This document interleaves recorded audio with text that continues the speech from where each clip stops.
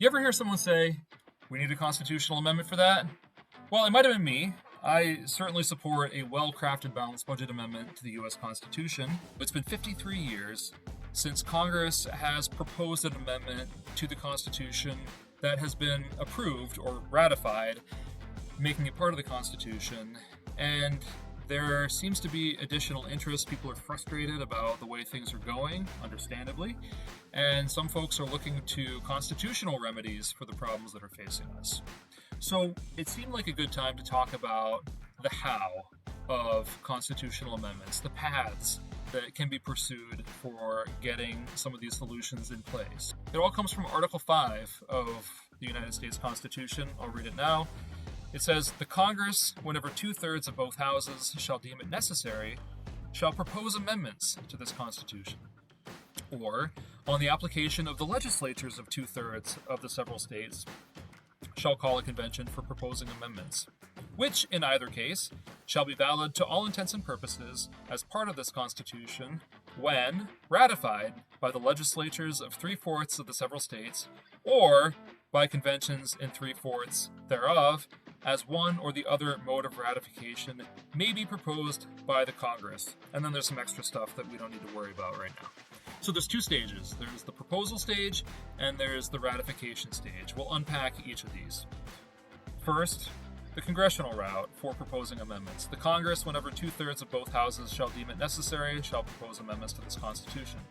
Seems pretty straightforward. 2/3 of the House, 2/3 of the Senate, all members present and voting, no role for the president, but the politics of this get a little bit tricky. This is starting with the Senate.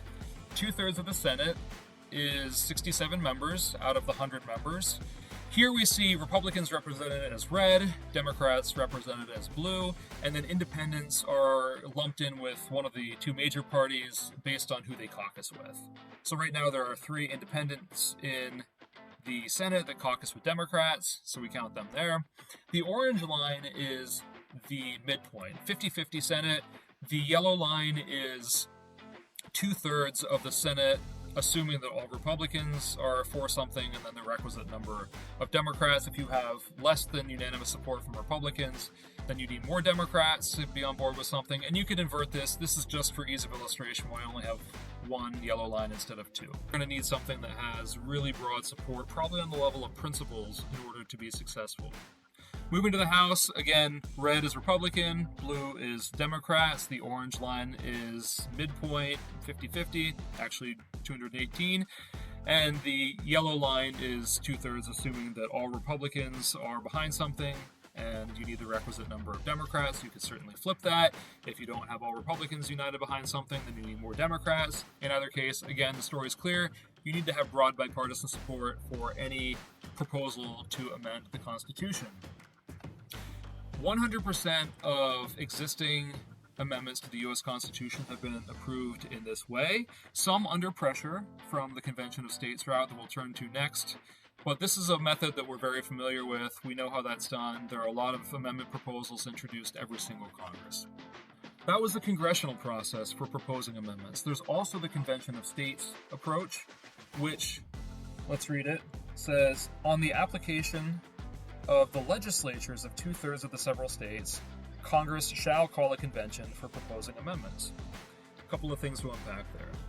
If the House and the Senate of a state have jointly sent an application to Congress requesting an amendment convention, these sort of pile up until 2/3 of state legislatures have requested that. I used to think that they had to be aggregated by subject area. So if they weren't all about a fiscal responsibility amendment or a balanced budget amendment, then they couldn't be counted together. But I've gone back and I've reread this, and it says, "On the application of the legislatures of 2/3 of the several states, Congress shall call a convention for proposing amendments." It doesn't say anything about aggregation.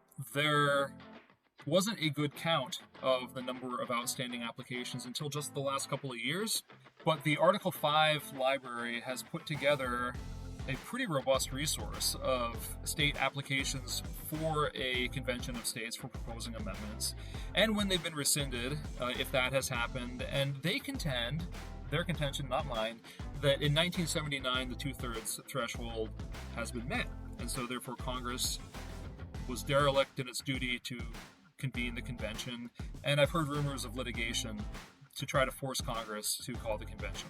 We'll see what happens. I'll put some information in the notes.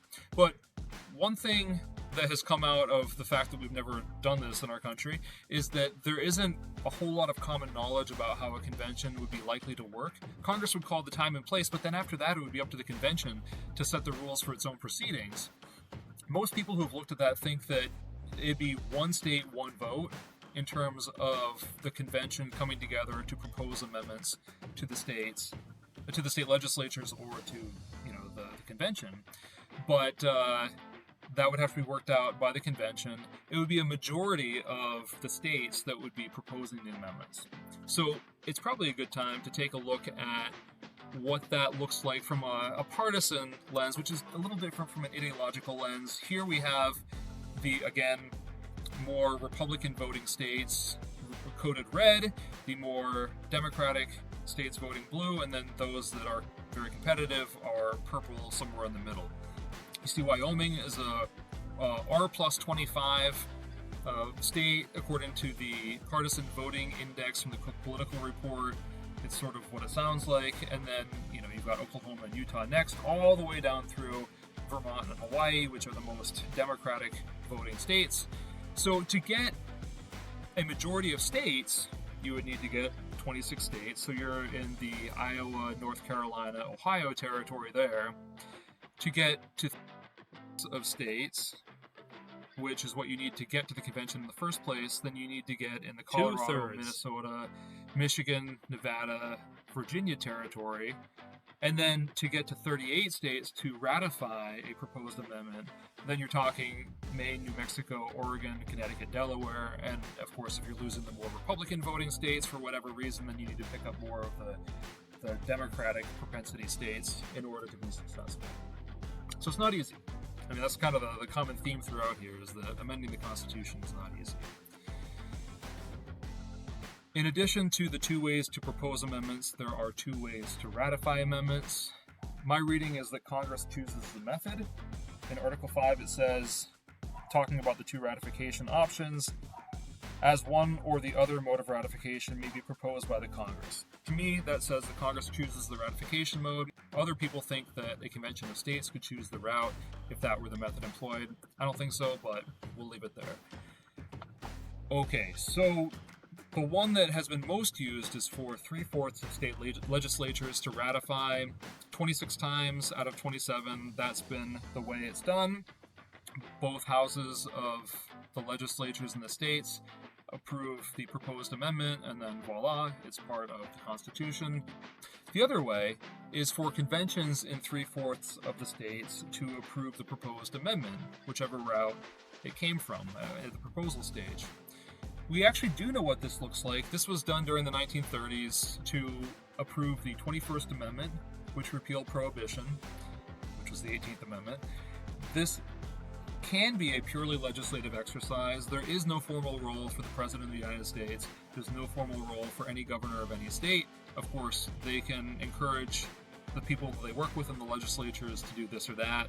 The amendment conversation is picking up in a way that it hasn't in a while. Maybe the last time was 2011. How to succeed working amendment proposals through this process is perhaps a separate question. We've talked about it needing broad bipartisan support, maybe at the level of principles. We can dig into that another time.